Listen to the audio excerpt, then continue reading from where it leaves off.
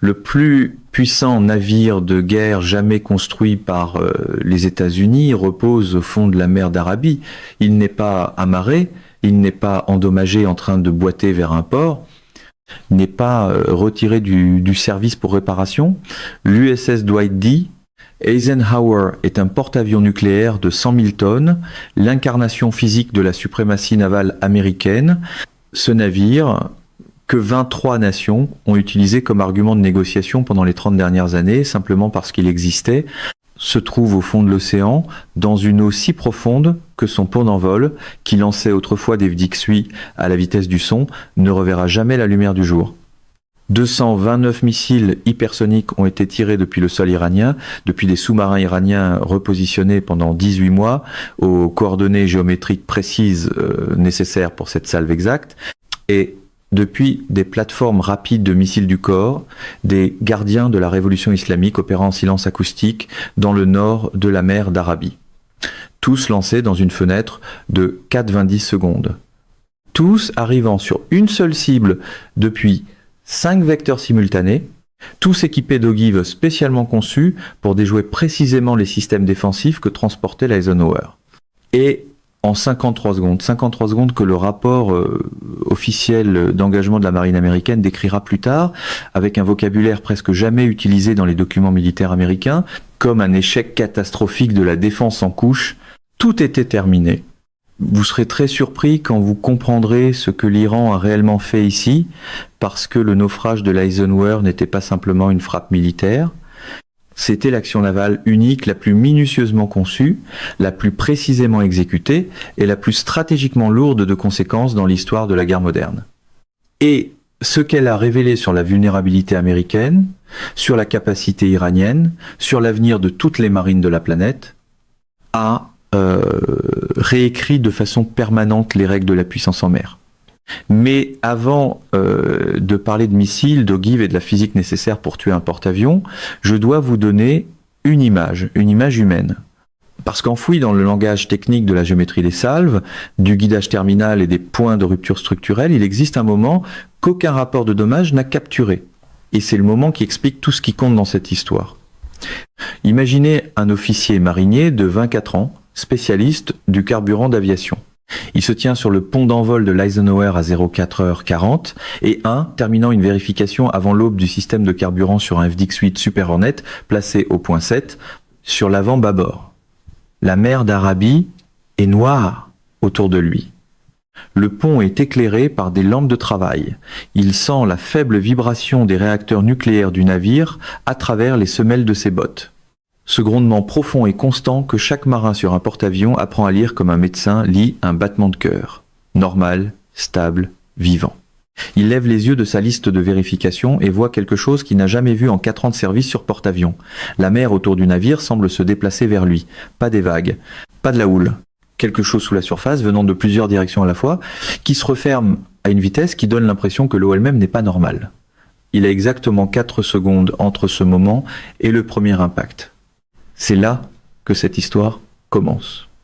Alors, qu'est-ce que l'USS Dwight D. Eisenhower?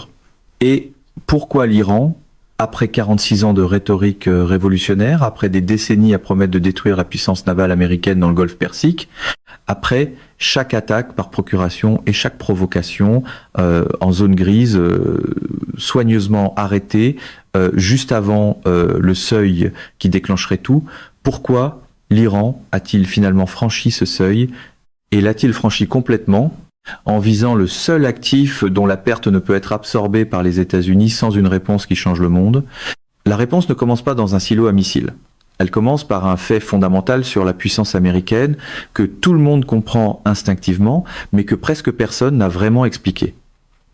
Les États-Unis ne projettent pas leur puissance militaire par le territoire. Ils n'ont pas de frontières terrestres avec les nations qu'ils doivent influencer.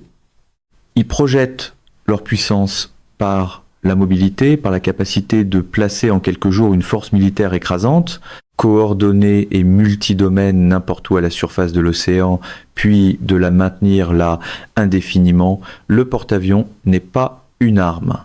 Le porte-avions est la plateforme qui rend toutes les autres armes américaines pertinentes partout sur Terre, simultanément. l'USS Eisenhower, CVN 69, a été mise en service en 1977. En près de 50 ans de service continu, il a participé à des opérations dans le Golfe Persique, la mer Rouge, la Méditerranée, l'océan Indien et l'Atlantique. Son groupe aérien embarqué a effectué des missions de combat au-dessus du Liban, de l'Irak, de l'Afghanistan, du Yémen et de la Syrie. Il a été présent pendant chaque grande crise moyen-orientale des 4 dernières décennies, pas toujours en lançant des avions, mais toujours là, toujours visible sur les écrans radars iraniens, toujours comme réponse implicite à la question « Qu'arrive-t-il si l'Iran va trop loin ?» La présence de l'Eisenhower en mer d'Arabie n'était pas accidentelle lorsque l'Iran a lancé sa salve. Il opérait dans la région depuis 7 mois, dans le cadre de la présence tournante de porte-avions que la 5e flotte des États-Unis maintient comme signal continu de l'engagement américain envers la sécurité régionale. Son groupe aérien embarqué avait mené des frappes contre des cibles Houthis au Yémen. Son groupe aéronaval avait intercepté des cargaisons d'armes iraniennes destinées aux forces Houthis. Son existence, opérant librement dans des eaux que l'Iran considère comme son domaine stratégique, était la provocation à laquelle le conseil militaire du guide suprême iranien, Khamenei, avait passé 2 ans à décider comment répondre. La décision à laquelle il est arrivé est celle qui a mis fin à l'Eisenhower. Maintenant, comprenons précisément ce que l'Iran a construit pour rendre cela possible. Parce que la destruction d'un porte-avions nucléaire n'arrive pas par accident, par chance, ni par l'emploi brutal d'armes existantes. Elle arrive parce que quelqu'un a passé des années à étudier un problème précis. Le problème de vaincre le système de défense navale en couche le plus sophistiqué de l'histoire de la guerre humaine, et a trouvé une solution qui fonctionnait. L'architecture défensive de l'Eisenhower était la plus capable jamais déployée sur un navire de guerre. Son groupe aéronaval comprenait 2 destroyers de classe Harley-Burke, l'USS Gravely et l'USS Mason, chacun équipé du radar de défense aérienne et antimissile AN, SPI-6, le radar embarqué est le plus sensible jamais construit, capable de suivre une balle de cricket à 340 000. Le croiseur de classe Ticonderoga USS Philippine Sea servait de principal coordonnateur de la défense antimissile du groupe aéronaval, son système de combat Aegis gérant l'engagement de multiples menaces simultanées sur une immense enveloppe défensive. Le groupe aéronaval transportait un magasin combiné de plus de 400 missiles intercepteurs SM-3 bloc de rat et SM-6, la plus puissante batterie antimissile jamais assemblée en mer. Sur papier, cette défense aurait dû être impénétrable. En pratique, elle n'avait jamais été testée contre une salve de cette ampleur, de cette vitesse et de cette complexité géométrique.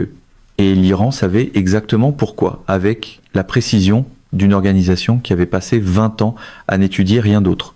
Le SM-3 Bloc 3 est conçu pour intercepter des missiles balistiques dans leur phase de mi-parcours, au-dessus de l'atmosphère, là où la physique de l'interception est la plus favorable. Contre des véhicules planeurs hypersoniques manœuvrant dans la haute atmosphère à Mach 12, l'enveloppe d'engagement du SM-3 se rétrécit radicalement. Le SM-6 traite les menaces en phase terminale, plus près, à plus basse altitude, dans les dernières secondes du vol.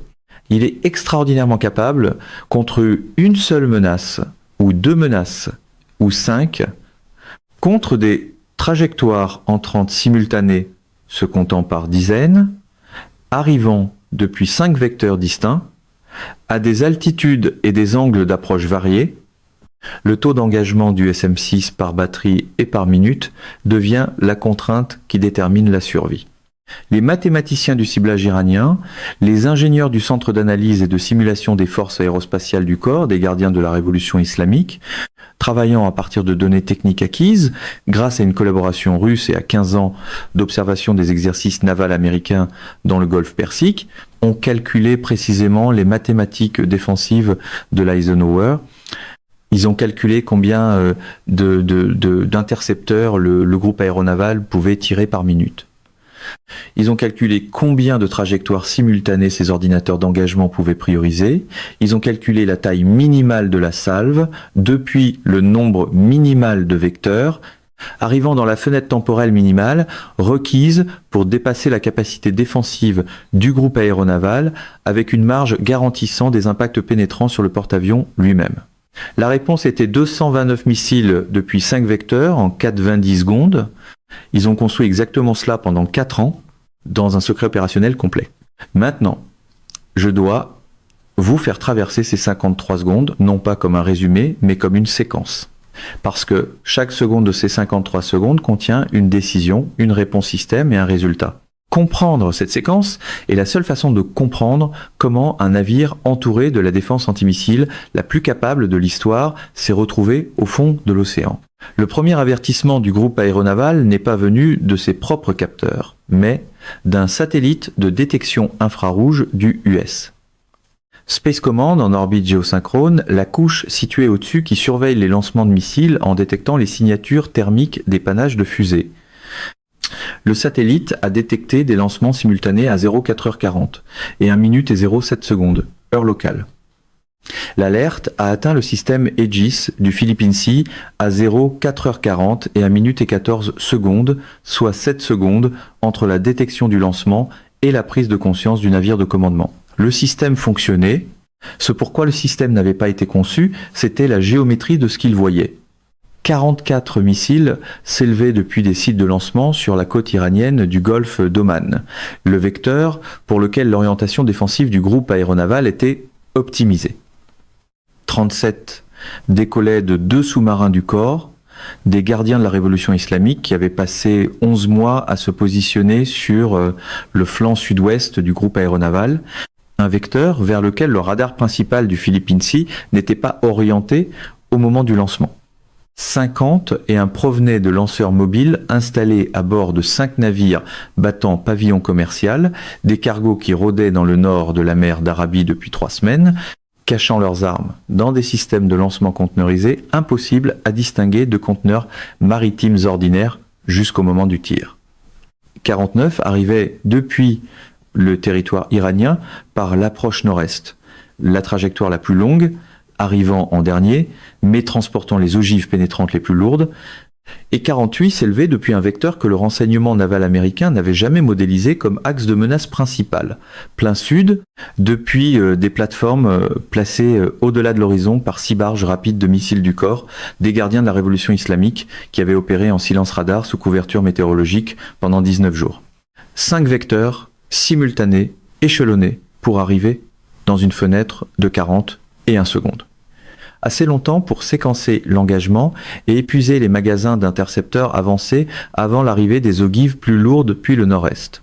Assez court pour qu'aucun système défensif ne puisse recharger et réengager entre les vagues. Le système Aegis du Philippine Sea a commencé le séquençage de l'engagement à 04h40 et 1 minute et 19 secondes, 5 secondes après avoir reçu l'alerte de lancement.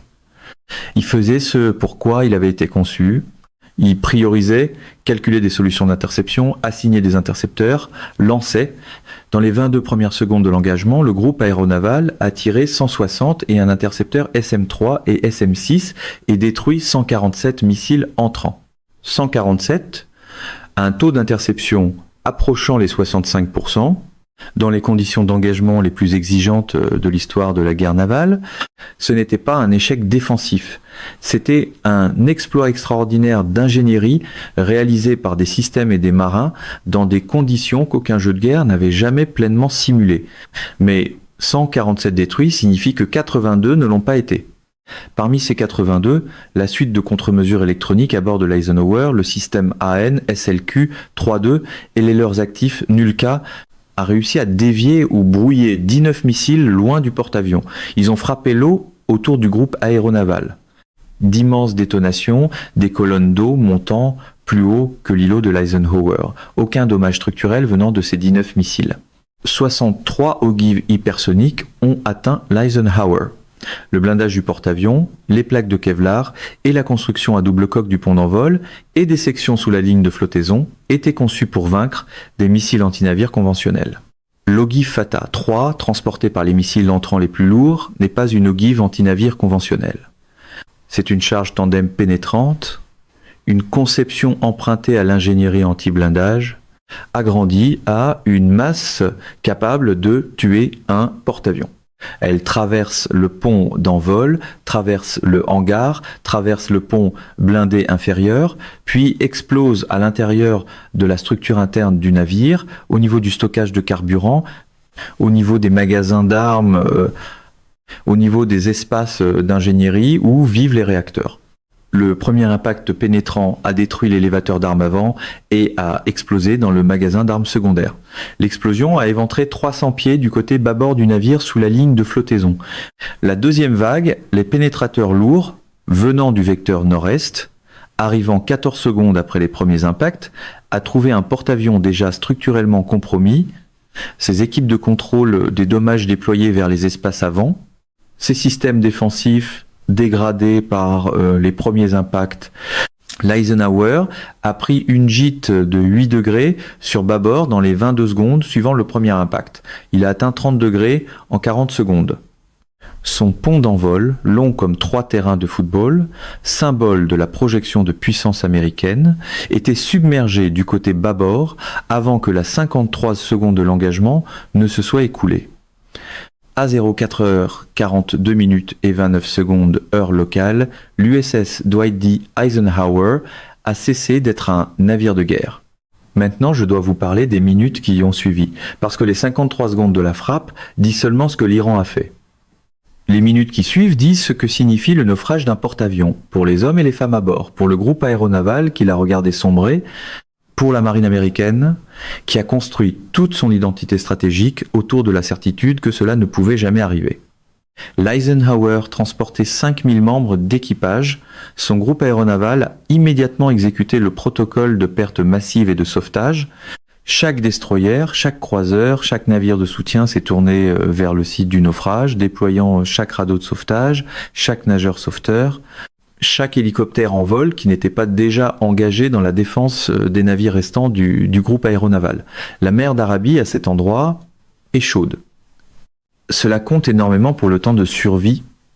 La température de l'eau, 29 degrés Celsius, a donné à chaque marin qui a réussi à sortir du navire une fenêtre de survie en immersion mesurée en heures, pas en minutes. Sur les 5000 personnes à bord, 247 ont été secourues dans les 6 premières heures. 209 ont été secourues dans les 36 heures suivantes, tirées de l'eau, de radeaux de sauvetage, de champs de débris s'étendant sur 19 milles d'océan. 444 n'ont pas été retrouvés. Leurs noms ont été lus au registre du Congrès 14 jours plus tard, dans une séance qui a duré 3 heures et 17 minutes et qui s'est déroulée dans un silence complet entre chaque nom. Le corps des gardiens de la révolution islamique n'a pas célébré ouvertement, le guide suprême Khamenei n'est pas apparu à la télévision. Les médias d'État iraniens ont diffusé la nouvelle du naufrage avec une retenue soigneusement calibrée qui communiquait elle-même quelque chose. Non pas une retenue née du regret, mais une retenue née de la compréhension que ce qui vient ensuite, la réponse américaine, sera définie en partie par le registre émotionnel de la réaction publique iranienne. Ce n'était pas la jubilation suivant les frappes de missiles 2 janvier 2020 contre Al-Assad. C'était le silence d'une institution qui sait avoir franchi un seuil sans retour et qui calcule très soigneusement ce que le franchissement de ce seuil coûtera. Maintenant, prenons du recul, parce que le naufrage de l'Eisenhower n'est pas resté en mer d'Arabie. En quelques heures, les ondes de choc ont atteint chaque capitale, chaque ministère de la Défense, chaque quartier général naval de la planète. Permettez-moi de vous expliquer exactement ce qui s'est passé, parce que les réactions révèlent quelque chose que l'engagement lui-même ne peut pas montrer. Commençons par Washington, parce que la réponse interne de Washington dans les 12 premières heures après le naufrage est l'histoire qui définit tout ce qui suit. Le Conseil de sécurité nationale s'est réuni à 03 H00, heure de Washington, 47 minutes après que l'Eisenhower a sombré. Tous les principaux responsables étaient présents.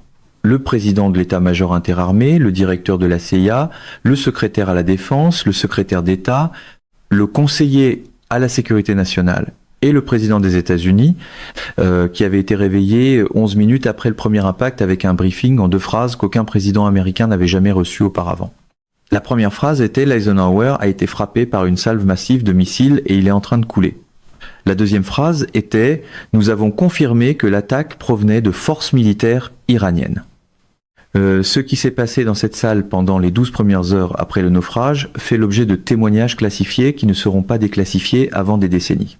Mais les décisions sorties de cette salle, les décisions visibles dans ce qui s'est produit ensuite, nous disent tout sur ce qui s'y est dit. Les États-Unis n'ont pas immédiatement lancé de frappe de représailles sur le territoire iranien. Cette décision, la décision de ne pas frapper immédiatement, a été le choix américain le plus lourd de conséquences et le plus mal compris de toute la crise. Les médias d'État iraniens l'ont interprété comme de l'hésitation, comme de la peur, comme la preuve que la destruction de l'Eisenhower avait paralysé la prise de décision américaine. Chaque analyste iranien arrivé à cette interprétation avait tort. Et ils avaient tort d'une manière qui leur a tout coûté. L'Amérique n'a pas frappé immédiatement parce que l'Amérique ne construisait pas une frappe. L'Amérique construisait quelque chose qui prend plus de temps qu'une frappe aérienne à construire, quelque chose de beaucoup plus total, quelque chose qu'une frappe aérienne ne peut pas accomplir et que aucun jeu de guerre iranien n'avait pleinement modélisé. L'Amérique construisait la fin de la marine iranienne, de l'armée de l'air iranienne, du programme de missiles iranien et de la capacité de l'Iran à menacer un porte-avions, n'importe quel porte-avions, n'importe où pour la prochaine génération. Maintenant, regardons ce que le reste du monde a fait dans les heures suivant le naufrage, parce que la réponse mondiale à la perte de l'Eisenhower n'est pas simplement une série de réactions diplomatiques. C'est l'histoire de la manière dont le monde se réorganise autour d'un moment qui change définitivement ce qui est possible. Commençons par les nations les plus proches de la crise, les États du Golfe. La réponse de l'Arabie Saoudite dans les 2 premières heures n'a pas été une déclaration. Ce fut un mouvement. Chaque pétrolier de Saudi Aramco opérant n'importe où dans le golfe Persique ou la mer d'Arabie a reçu un ordre de rappel d'urgence dans les 90 minutes suivant le naufrage. Pas un changement de route. Un rappel, arrêt complet, retour au port, attendre la clarté. Le ministre saoudien de l'énergie a activé le protocole complet de gestion de crise du royaume, celui qui n'avait pas été activé depuis l'invasion du Koweït par l'Irak en 1990. Riyad avait vu l'Iran tirer 229 missiles sur un porte-avions américain et le couler. Si l'Iran avait fait cela, le calcul de ce que l'Iran pourrait faire aux infrastructures pétrolières saoudiennes devait être reconstruit depuis le début. La réponse des Émirats arabes unis était différente par nature, mais tout aussi immédiate. Abu Dhabi a ouvert des canaux sécurisés vers Washington dans les 45 minutes suivant le naufrage avec une seule question opérationnelle. Avez-vous besoin de la base aérienne d'Al-Dhafra pour la mise en place ? Al-Dhafra, située à 40 000 au sud d'Abu Dhabi, est la plus grande base aérienne américaine au Moyen-Orient, plus grande qu'Al-Udeid au Qatar, plus grande que toute installation en Irak. Elle abrite des B-52, des 22 Raptor, des avions de reconnaissance U-2 et la flotte de ravitailleurs qui maintient tous les autres avions de la région en vol. Les Émirats arabes unis ne demandaient pas si l'Amérique avait l'intention de riposter. Les Émirats arabes unis demandaient à en faire partie. Maintenant passons à Israël, parce que la réponse israélienne portait le poids particulier d'une nation qui vit avec les menaces de missiles iraniens depuis 30 ans et qui vient de regarder ces missiles faire quelque chose que les planificateurs de défense israéliens avaient jugé théoriquement possible, mais opérationnellement improbable. Dans les 3 heures suivant le naufrage, le Premier ministre israélien a convoqué une réunion d'urgence du cabinet de sécurité. Cette réunion a produit 2 décisions immédiates. La première a été l'activation du réseau complet de défense antimissiles multicouches d'Israël, Iron Dome, David Sling, Arrow 2 et Arrow 3, à leur plus haut niveau de préparation opérationnelle. Non pas parce que Israël s'attendait à une attaque iranienne immédiate, mais parce que le naufrage de l'Eisenhower avait démontré que la capacité de ciblage iranienne avait atteint un niveau exigeant de traiter toutes les évaluations précédentes de la portée iranienne comme potentiellement sous-estimées. La deuxième décision a été celle qui a changé la géométrie régionale.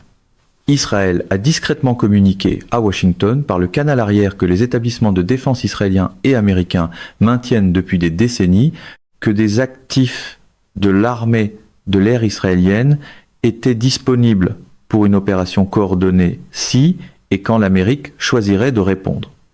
Pas une offre publique, pas une déclaration politique. Une communication militaire entre deux établissements de défense qui opèrent en coordination depuis 40 ans.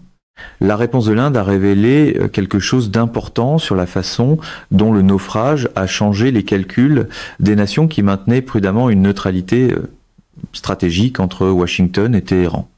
L'Inde est le plus grand partenaire commercial légitime de l'Iran. L'Inde a passé des années à construire une relation économique avec Téhéran qui fournit à New Delhi du pétrole à prix réduit, un accès à la route du port de Chabahar vers l'Asie centrale et une couverture contre l'influence pakistanaise dans la région. Les dirigeants indiens ont résisté à la pression américaine visant à les aligner pleinement sur la politique iranienne de Washington pendant toute la durée de la campagne de sanctions de pression maximale. Dans les 6 heures suivant le naufrage de l'Eisenhower, le conseiller indien à la sécurité nationale a appelé son homologue américain. L'appel a été bref. L'Inde éloignait ses navires opérant en mer d'Arabie des eaux côtières iraniennes. L'Inde suspendait les livraisons prévues de produits pétroliers raffinés à l'Iran dans le cadre de leur régime commercial existant. L'Inde ne choisissait pas un camp, mais l'Inde calculait avec la froide précision d'une grande puissance qui a étudié la région pendant des décennies, qu'un Iran qui vient de couler un porte-avions américain est un Iran opérant dans un environnement de menace auquel l'Inde ne peut pas se permettre d'être adjacente. La réponse de la Chine a été la plus soigneusement calibrée de toutes. Pékin a publié une déclaration appelant toutes les parties à la retenue. Les navires chinois opérant dans l'océan Indien menant ce que la Chine décrit comme des patrouilles anti-piraterie, mais que la marine américaine évalue comme un positionnement de projection de puissance, ont discrètement accru leur distance de la zone opérationnelle. La Chine n'a pas condamné la frappe, la Chine ne l'a pas approuvée. La Chine a observé avec une intensité qui n'avait rien à voir avec l'Iran et tout à voir avec la question que chaque planificateur naval chinois se pose depuis 20 ans. Si l'Iran a pu faire cela à l'Eisenhower avec 229 missiles Fatah, 3, que pourrait faire la force des fusées de l'armée populaire de libération à un groupe aéronaval près de Taïwan avec 1200 DF, 21D et DF, 26. La réponse à cette question est ce que l'établissement de défense chinois calculait dans les heures suivant le naufrage. C'est ce qu'il calcule encore aujourd'hui. Maintenant, parlons de ce que l'Amérique a réellement fait.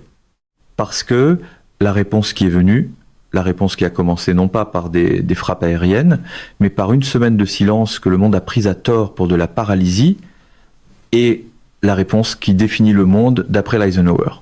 Pendant 7 jours après le naufrage, l'Amérique n'a lancé aucune frappe sur le territoire iranien.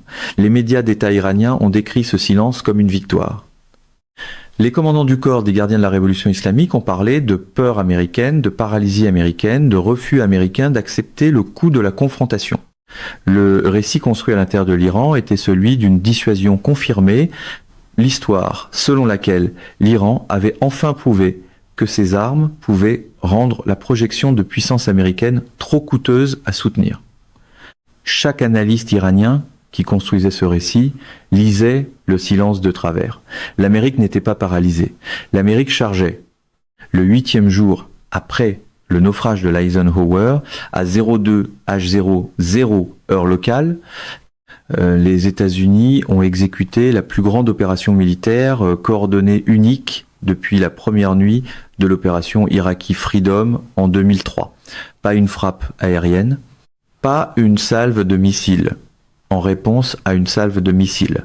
Une campagne d'élimination simultanée, multidomaine et à spectre complet, visant non pas les actifs militaires de l'Iran, mais son infrastructure militaire, les fondations industrielles, logistiques, financières et techniques, qui rendent durable la capacité militaire iranienne, 11 bombardiers furtifs B, 2 Spirit décollant de la base aérienne de Whiteman au Missouri, selon un profil de mission couvrant 9000 milles dans chaque direction, ont frappé simultanément 19 cibles précises dans 7 provinces iraniennes, pas des bases militaires, des usines. Les 2 principales installations de production de missiles hypersoniques Fatah, l'une à l'extérieur d'Ispahan, l'autre dans un complexe souterrain près de Shiraz, ont été frappées avec des bombes anti-bunker GBU 57 Massive Ordnance Penetrator de 30 000 livres, conçues pour vaincre 200 pieds de béton armé. Les deux installations, représentant un investissement combiné de construction de 2 milliards et 14 ans d'approvisionnement contournant les sanctions, ont cessé d'exister avant même que leur propre signature sismique ait fini de s'enregistrer sur les stations régionales de surveillance. Les centres de téléversement du guidage satellitaire de la force aérospatiale du corps des gardiens de la révolution islamique, les installations précises qui fournissent des corrections de navigation à mi-parcours aux véhicules planeurs hypersoniques pendant le vol, ont été frappés simultanément par des missiles de croisière Tomahawk lancés depuis 4 sous-marins opérant dans le golfe d'Oman et la mer Rouge.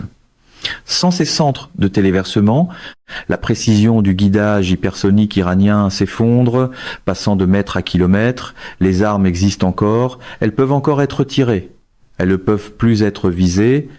Les abris de sous-marins de Bandar Abbas, les installations qui abritaient la flotte de sous-marins du corps, des gardiens de la révolution islamique ayant contribué à la salve contre l'Eisenhower, ont été frappés simultanément par une combinaison de munitions larguées par B-2 et d'armes lancées depuis des sous-marins. 3 des 4 sous-marins du corps des gardiens de la révolution islamique ayant survécu à l'engagement post-Eisenhower ont été détruits à quai. Le 4e avait pris la mer et a été suivi par des sous-marins d'attaque américains pendant 11 jours avant de faire surface en détresse près des eaux territoriales omanaises et d'être interné. Le complexe de guerre électronique des monts Zagros, le réseau de brouillage directionnel qui avait dégradé l'image radar du groupe aéronaval de l'Eisenhower pendant l'engagement, a été frappé par une combinaison de munitions de précision et d'armes à énergie dirigée qui ont détruit l'électronique à l'intérieur de l'installation tout en laissant les structures physiques debout comme un signal délibéré. Nous pouvons atteindre l'intérieur de vos montagnes et tuer les circuits sans bouger les murs. Et dans une décision de ciblage qui a envoyé un message plus clairement que n'importe quelle déclaration diplomatique, le centre d'analyse et de simulation de la force aérospatiale du corps des gardiens de la révolution islamique, l'installation précise à l'extérieur de Téhéran où les mathématiques de la salve contre l'Eisenhower avait été calculé, où la géométrie à 5 vecteurs avait été conçue, où le chiffre de 229 missiles avait été dérivé, a été frappé à 02 H00 lors de la 8e nuit. Le renseignement américain, ayant pénétré les réseaux internes du corps des gardiens de la révolution islamique dans les jours suivant le naufrage, avait identifié le bâtiment, l'étage et la pièce précise où le travail de ciblage avait été réalisé. Les planificateurs qui avaient passé 4 ans à résoudre le problème de tuer l'Eisenhower étaient dans leur bureau lorsque la réponse à leur solution est arrivée. Quand le soleil s'est levé le 8e jour, la capacité que l'Iran avait mise 14 ans et environ 4 milliards à construire, la capacité qui avait envoyé l'Eisenhower au fond de l'océan n'existait plus. Et maintenant, regardons l'image sur les écrans à Téhéran, parce que c'est une image que les dirigeants de la République islamique ne s'attendaient pas à voir lorsqu'ils ont autorisé la salve qui a coulé l'Eisenhower. Le corps des gardiens de la révolution islamique est entré dans cette opération avec une logique stratégique cohérente vue de l'intérieur, mais catastrophique vue de l'extérieur. Frappèrent le porte-avions, prouver que la projection de puissance américaine dans le Golfe Persique n'est pas invincible. Forcer une réévaluation fondamentale de la présence militaire avancée des États-Unis dans la région. Créer un moment d'une telle ampleur que le règlement diplomatique dont l'Iran avait besoin, allègement des sanctions, accord nucléaire, reconnaissance internationale, deviennent possibles depuis une position de force démontrée, plutôt que depuis une concession négociée. L'accomplissement cinétique était réel et sans précédent. L'Eisenhower est au fond de l'océan. 444 Américains ne sont pas rentrés. Aucune marine au monde n'a coulé un porte-avions américain au combat depuis la Deuxième Guerre mondiale. La télévision d'État iranienne peut montrer ces images, l'imagerie satellite de la mer vide où le CVN 6-9 naviguait autrefois, aussi longtemps que la République islamique existera. Mais voici l'image que la télévision d'État iranienne ne peut pas montrer. Les deux installations de production qui ont construit les missiles ayant coulé l'Eisenhower sont à 200 pieds sous terre et écrasés. Les centres de téléversement du guidage qui rendaient ces missiles précis sont en ruine. Les sous-marins qui ont contribué à la salve sont détruits ou internés. Le centre de simulation qui a conçu la géométrie de l'attaque a disparu avec les gens qui l'ont conçu. Les réseaux financiers et d'approvisionnement qui permettraient à l'Iran de reconstruire tout cela ont été gelés par une action coordonnée du Trésor et des alliés dans 12 pays simultanément. Le programme hypersonique que l'Iran a passé 14 ans à construire, testé en secret pendant 4 ans et déployé avec une efficacité dévastatrice en 53 secondes, ce programme a disparu, pas reculé. Disparo. Le savoir institutionnel, l'équipement spécialisé, les ingénieurs formés, les chaînes d'approvisionnement, l'infrastructure d'essai, tout cela a été ciblé avec une précision qui reflète non pas l'image du renseignement disponible avant la frappe contre l'Eisenhower, mais l'image du renseignement acquise en pénétrant les réseaux internes de l'Iran pendant les 8 jours de silence américain qui ont précédé la réponse. L'Iran a coulé l'Eisenhower et a prouvé ce qu'il pouvait faire. L'Amérique a répondu en prouvant ce qui ne peut pas être reconstruit. L'Iran a tiré 229 missiles et a changé l'histoire navale. L'Amérique a envoyé 11 bombardiers et a effacé le programme qui avait rendu ces missiles possibles. La mer au-dessus de l'endroit où repose l'Eisenhower est maintenant silencieuse.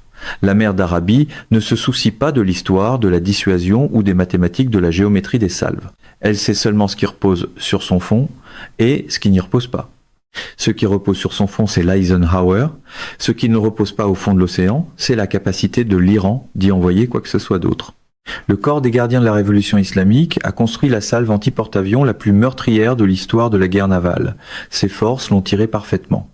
Elles ont complètement réussi et elles sont entrées dans la réponse que ce succès rendait inévitable, seul avec un programme en ruine, une capacité effacée et une facture que la République islamique calculera pendant les 30 prochaines années. L'Iran a tendu le plus grand piège naval de l'histoire moderne. Le piège s'est refermé sur eux au moment où l'Eisenhower a touché le fond. Mesdames et messieurs, notre émission d'aujourd'hui s'arrête ici. Nous vous invitons à partager votre avis personnel dans la section des commentaires ci-dessous. Perspective politique vous salue et vous donne rendez-vous très bientôt.